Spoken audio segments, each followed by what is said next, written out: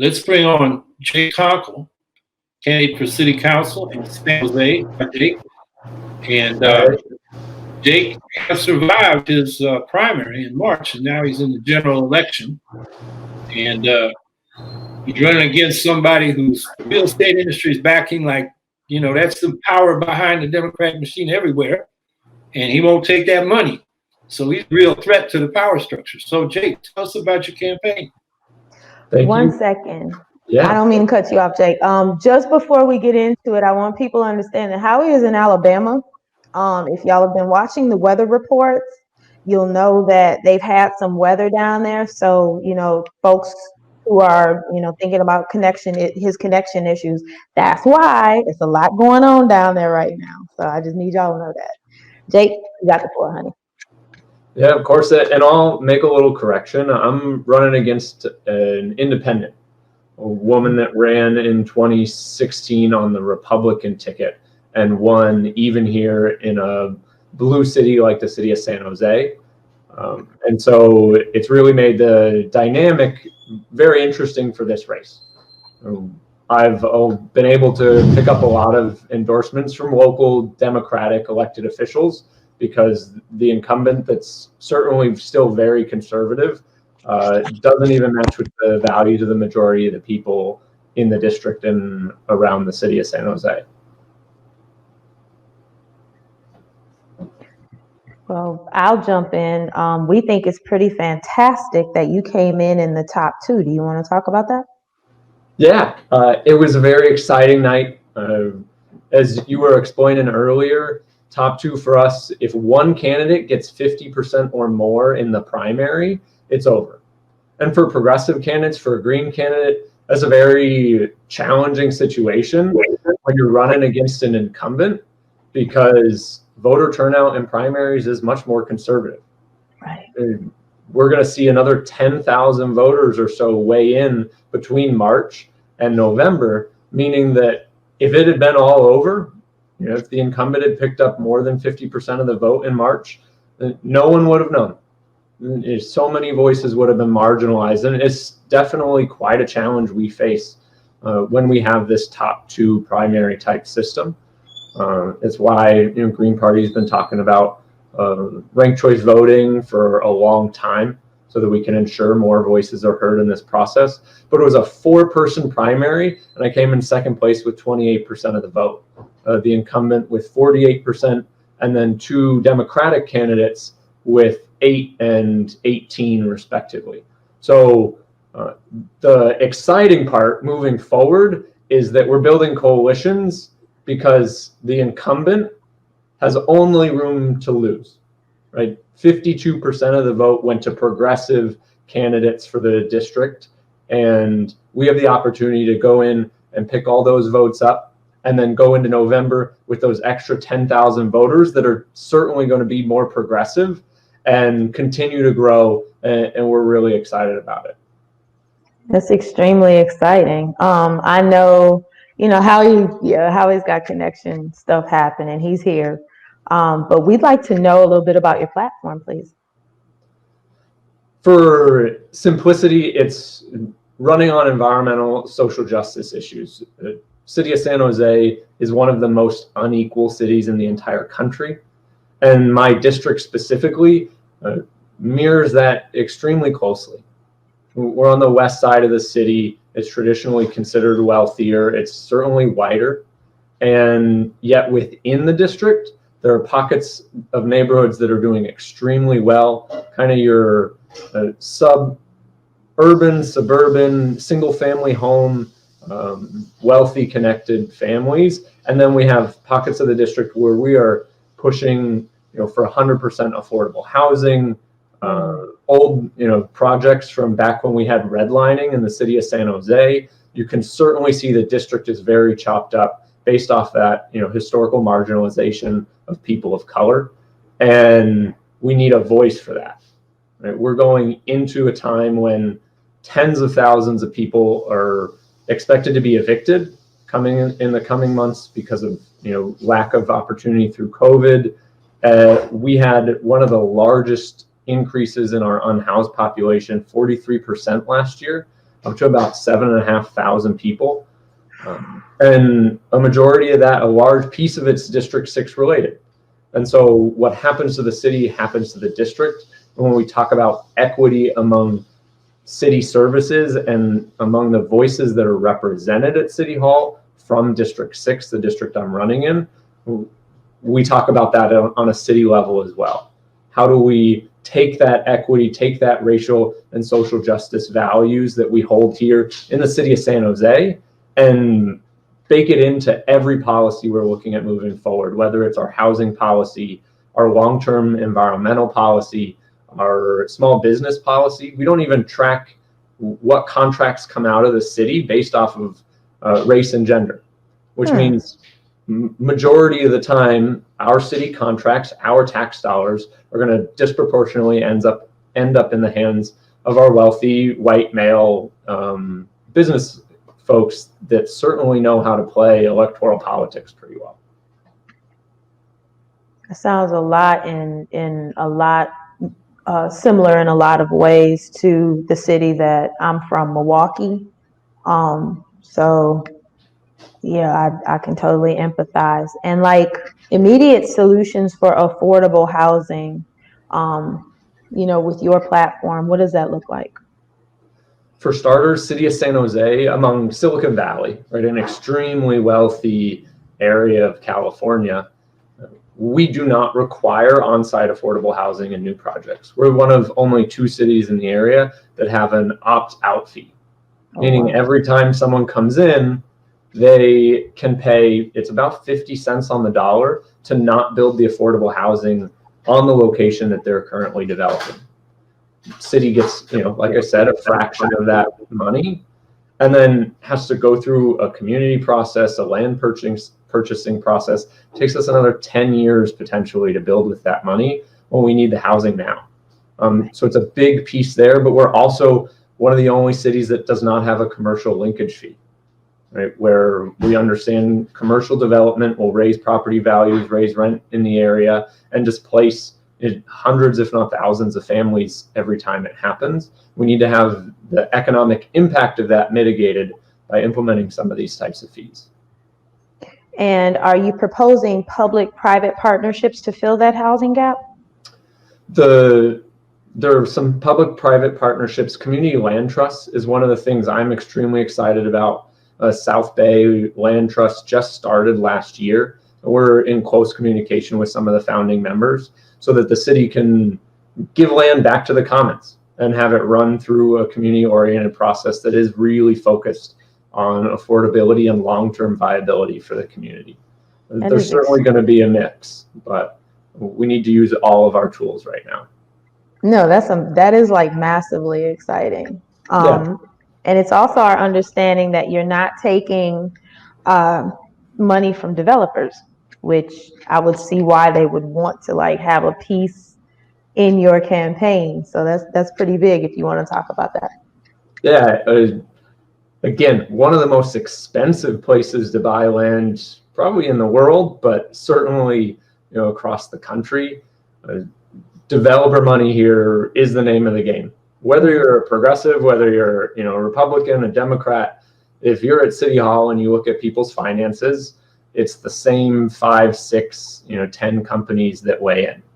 And I've had conversations with people where even, Jake, there are affordable housing developers that would love to give you money and help get you elected, because that is certainly going to be my push, right? Is to make sure we have quality housing that's affordable to people in our community that can't do it right now, and that just naturally aligns with them. And you still have to say the reason our political process is broken is because of this funding problem. We had 397 donations under $100. My opponent, who has raised $20,000 more than I have, had 19.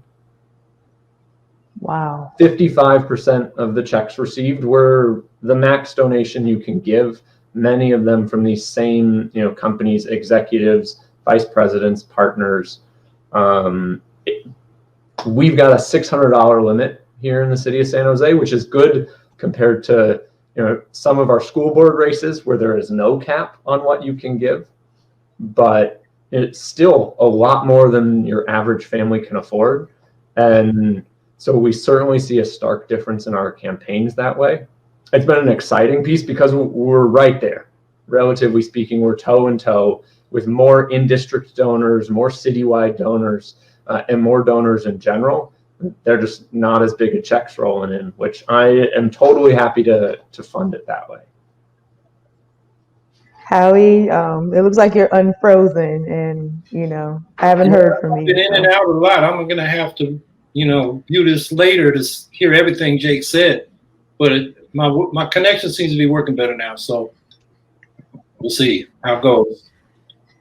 I got through a whole hour on Book TV on C-SPAN earlier this afternoon, but then I've been having trouble since. Well, y'all know y'all got some weather going on down there too. So, well, I'll ask for Howie. We'd like to hear a little bit about your environmental platform too. Yeah, so for historical context, City of San Jose last 2017 launched its Climate Smart San Jose plan, and then the year later started its community choice energy. So we're one of the largest community choice energies in the state now. But what we've never done through that plan or our current CCE is talk about racial justice in our environmental space. We never talked about environmental justice.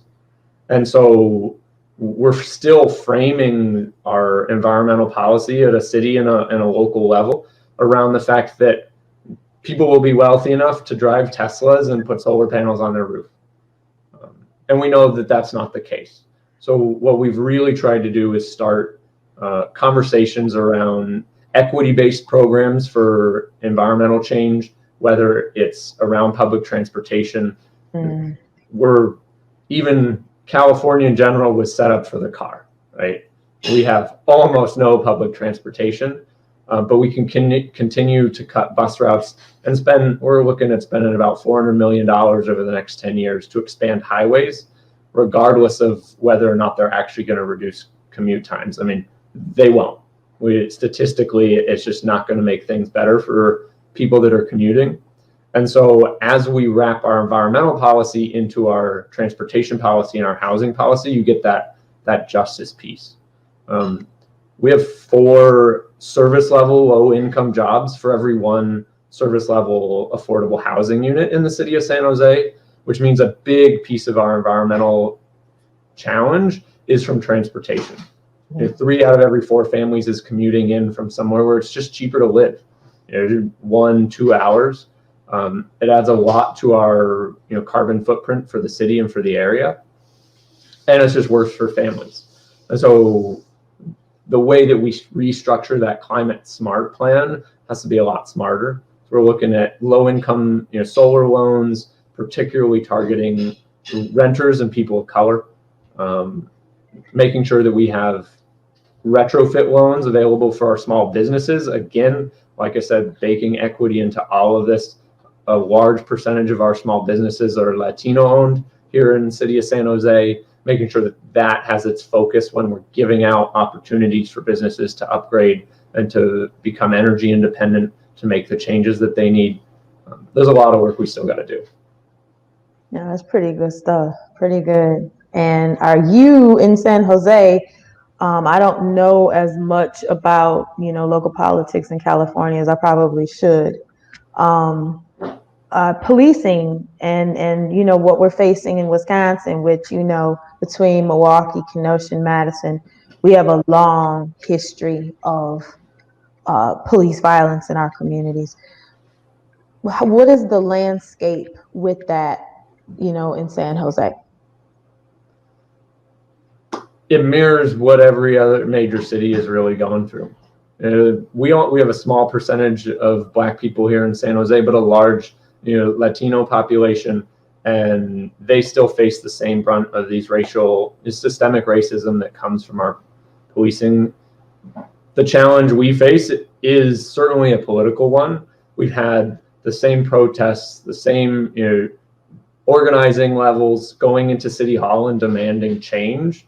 But while San Francisco, LA, Seattle, other major cities along the West Coast have committed to making financial changes to how they invest in their community, we're the only city that I've heard of that has decided to make no change.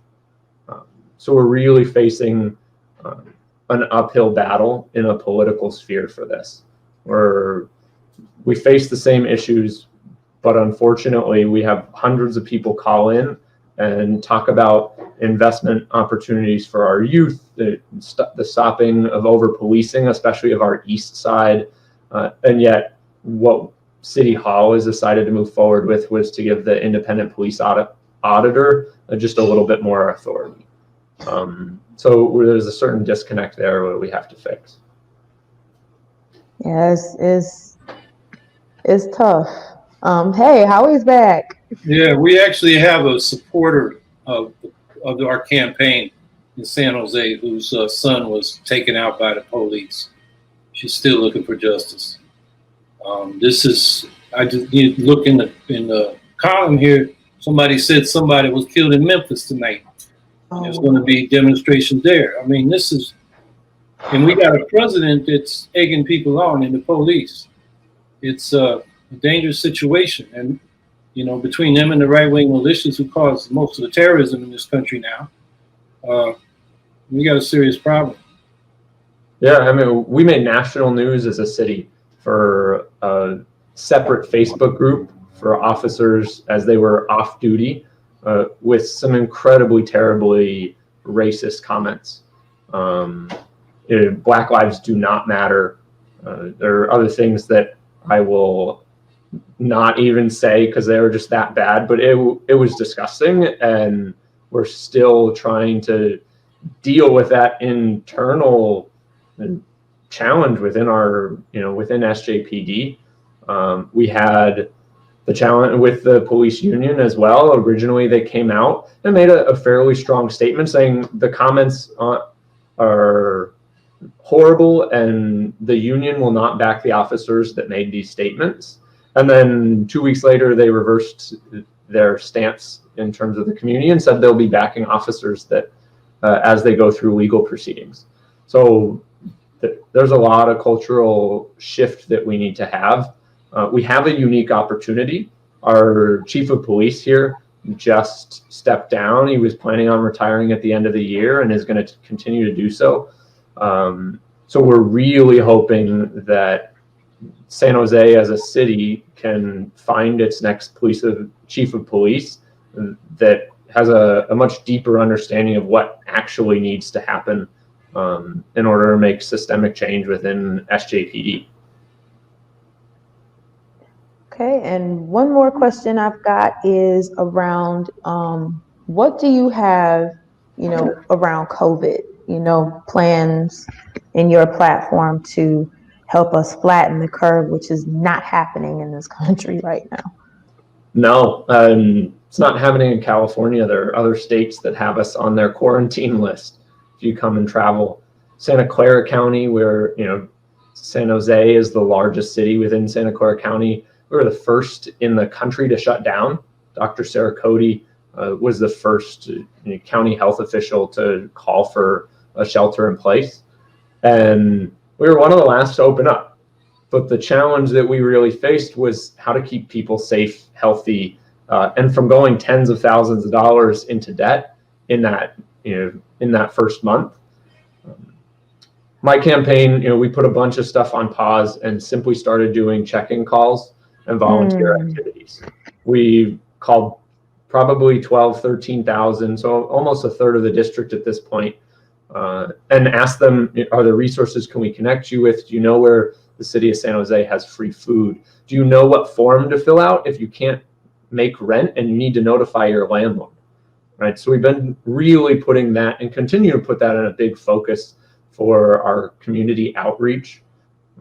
It's more important than one campaign is keeping people safe.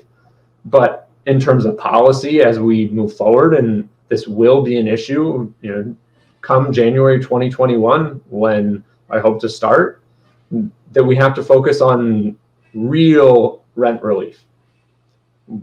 the recent study that came out 2 weeks ago for City of San Jose, or it might have been Santa Clara County, but we're looking at 43,000 families that could face eviction as soon as our eviction moratorium ends.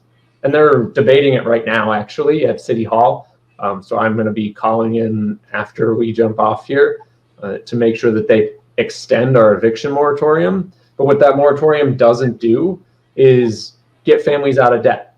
We have an average rent here in City of San Jose about $23,000 a month. So if you stopped paying back in May, June, July, now into August, you're looking at almost 10 grand that you're going to be in debt and you have to pay back by December 31st. Most families are not going to do that. And then we're going to continue to see what we've seen in the last economic crisis in 2008, 2009. And now is that those that are well off are going to buy up small businesses on the cheap. They're going to evict people from their homes and use that opportunity to demolish affordable places to live and or just jack the rent up and bring someone new in. We're going to see a lot of consolidation of wealth on a local level as well as on a national level if we don't treat COVID seriously, get people the financial help they need to shelter in place properly, and then move forward. Howie, you got any questions? Or I think he's frozen again. He is, because he never looks that stern. One of the questions, I think the last question we've got is about, I know that wildfires are happening out there. I know that that's a big deal. My assistant is in Sacramento, so I know a little bit about, how damaging these things are. Do you want to talk about that a little bit? Yeah, absolutely. I mean, to just add challenge after challenge, there are 600 plus wildfires across the state of California. City of San Jose is trapped between 4 or 5. On our western, mountainside, we've got 2 or 3 fires over there, over by Santa Cruz. And on our eastern side, we've got 2 or 3 fires as well. And so the city is starting to send our, San Jose firefighters out to these spaces. And the pollution is certainly coming in and affecting residents. We've been in a shelter in place just from the fire, regardless of COVID-19, for the last week now, with thousands of families losing homes and having to evacuate. The challenge we're still facing is one of providing opportunity for our community during an emergency. I just was reading an article, the hotels in San Jose have decided to drop rates to $99 a night. We're in an emergency. It's a statewide emergency, especially a local emergency, and we can't find people the opportunity to have a free place to shelter while their home is potentially being burnt to the ground. There's a huge challenge we face around providing an equitable response to these emergencies that, through our inability to tackle climate change, are only getting worse. I mean, in 2017, we had thousands of families lose their homes and all their belongings to floods right here in the center of San Jose. And then every year since, we've had massive wildfires that have made our air pollution much worse and have affected the surrounding wildlife and natural habitat as well as people's homes. And we still continue to not take the climate crisis seriously. And that, there's a question in the chat that I think is directly related, and I can speak just a tiny bit because I've, read about this, but where are your feelings about, and this is our friend Andy Messick that's asking your thoughts on the use of incarcerated people as firefighters? I think it's a tough one. We're in a spot where we don't often give our incarcerated folks another choice. That is one of the only ways they can make money for their release, is to be a firefighter. So first and foremost, we have to offer them other opportunities to make money and to train themselves for jobs outside of it. But I was listening to the radio today, and state of California won't let prisoners get their EMT license, or formerly incarcerated folks get their EMT license, so they cannot become firefighters once they're released. We absolutely, if you're going to go and fight fires, you know, the years that you're incarcerated and then come out and not be able to do that same job, just signals our system is broken. And then at the end of the day, it's still slavery. I mean, we're paying pennies to these brave people going out and doing this very dangerous work. So we've got those three things, in my opinion, really have to change to give, you know, freedom to the people to choose, you know, whether that's appropriate for them to move forward. We can't be exploiting them for the position they're in. I appreciate that. And I just want you to know, because we're not going to keep you all night. I know you got another call that you got to take. I just want you to know that it's over here in the chat where folks are saying what a great candidate, you know, what an awesome candidate you are. So, and Howie and I, you know, echo that sentiment. You're pretty awesome. So thank you very much. I'm excited for what the two of you are going to do. We've got a lot of amazing green candidates running. November is going to be a very exciting time. So excited to be a part of this. Well, if you've got a final pitch you want to make to our folks, you certainly have their attention. Appreciate it. We can always use help. I mean, follow us on social media at Jake4D6, Jake number 4, letter D number 6, because you never know who's going to live in San Jose. As you guys were saying, a strong supporter of Howie, lives here in the city. One of my best friends from Philadelphia, never been to California before, went to high school with a voter in District 6. So there's a lot of impact we can have through that relational organizing. We are obviously up against some heavy fundraising challenges. You know, if you can donate $5, $10, that goes a really long way through grassroots donations. And there's millions of people that are excited about progressive green grassroots campaigns. If just a fraction of them, you know, gave $5 every time they could, we would be able to continue to fund candidates like this, which is how we're going to change the system. So I would really encourage you to do those two things from anywhere in the country. Please donate if you can, and follow on social media. Angela, Howie, thank you very much for having me on. I really appreciate it. No, the honor is completely ours, and you know, it's completely. I'm really excited. I think, does Howie know you already? Because I know that I don't, so I'm really happy to meet you. It's great to meet you. Howie was here, I want to say like January, to our local Green Party. He was at the San Jose Peace and Justice Center, so we get to say hi and connect a little bit. But it's always good to see him again too. All right. Well, we'll take you off the hot seat so you can go do what you got to do. Thank you for taking your time to be with us tonight. No, I appreciate it. Thank you very much. Take care.